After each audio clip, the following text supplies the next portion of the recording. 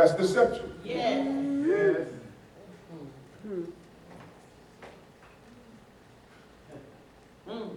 You impose a false idea. You defraud the public. You cheat the public of correct knowledge. You're deceiving and victimizing the victim greater by tainting him as a criminal before anything has been tried. So he's already guilty in public opinion based on how you have manipulated. This goes on every day. That's deception. And this has become accepted. That's what he did. He deceived her. He manipulated her understanding about what God said. And that's more than just a lie, because a deception is really a play on words. I can say to you that I am a theist. A theist. Theist is just the word for God, a believer in God. So when I say I am a theist, I'm saying that I'm a believer in God. So then I can say it to you in another way. I am atheist.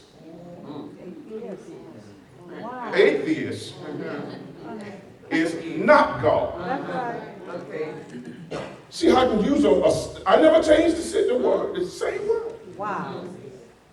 A is the clause that actually stands for the word not.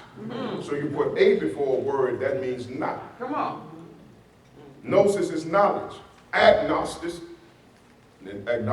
is the word, means no knowledge. It changes the whole thing. So if I say I am atheist, you can interpret it as atheist, believer in God, or atheist, meaning not God. Come on. That's what Satan did. He played with the words with a mind. And we do this all the time. Come on now. Make it plain. I never changed the structure.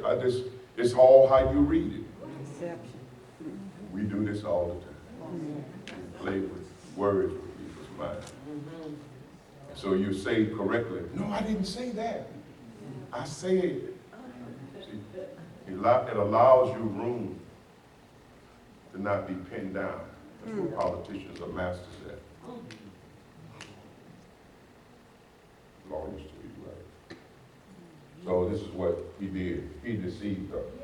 Now, so deception means to, in this case, he manipulated her perception. He conned.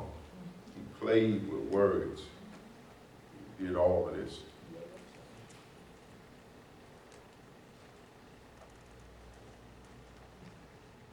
So again, he had some meaning by which to manipulate.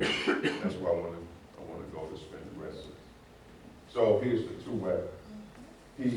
And this is going to bear out in the scripture when we do we open it up.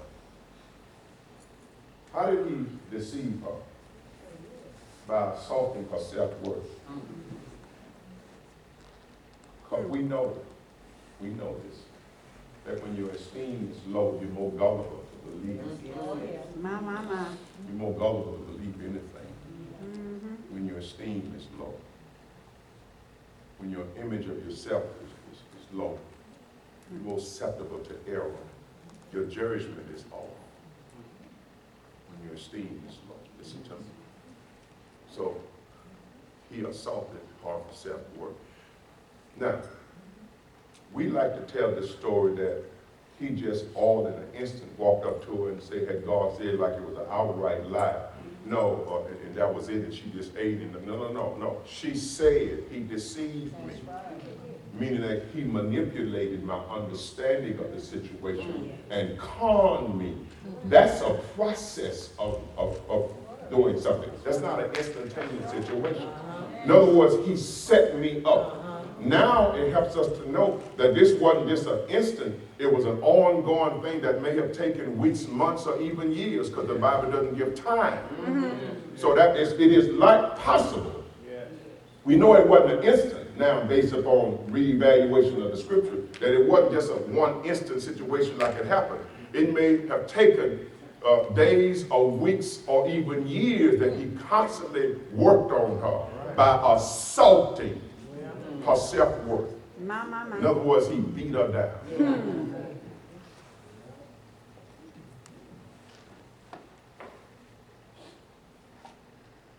He assaulted her. This is how he deceived, because he kept assaulting. I'm going to show you something about the deception. It's right here. The word naked, two main Hebrew words we have right here is really spiritual and physical in this context here, spiritual and physical nakedness, meaning poverty, where we get the word poor. Now, look at that word. Poverty is poor. In that translation of that word, aram, poor. But this is not poverty in the sense that we know. Right.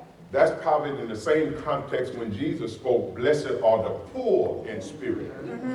Come on. That's not poverty in the understanding that we have. Break it down, Doc.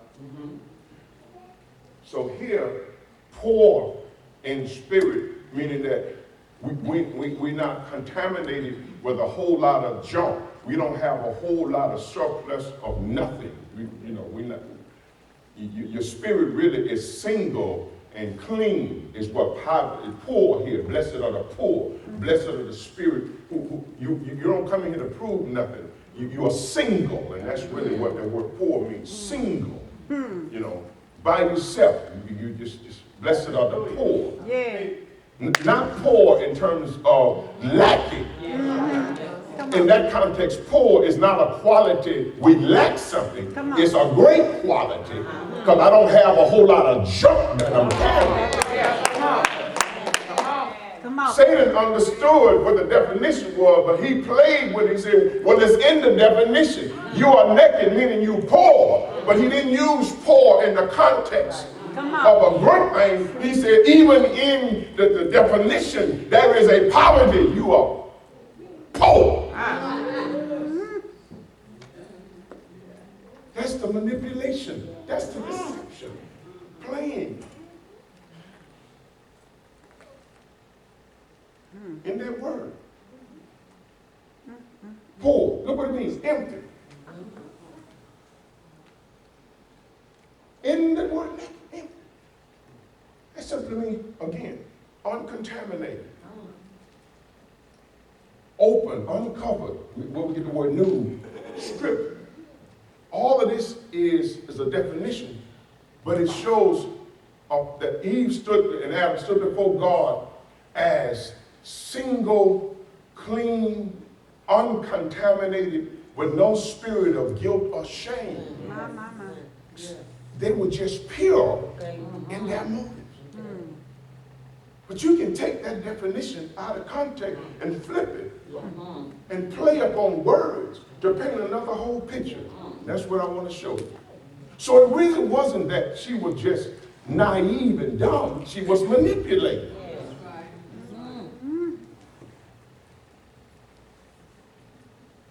So we get these words here.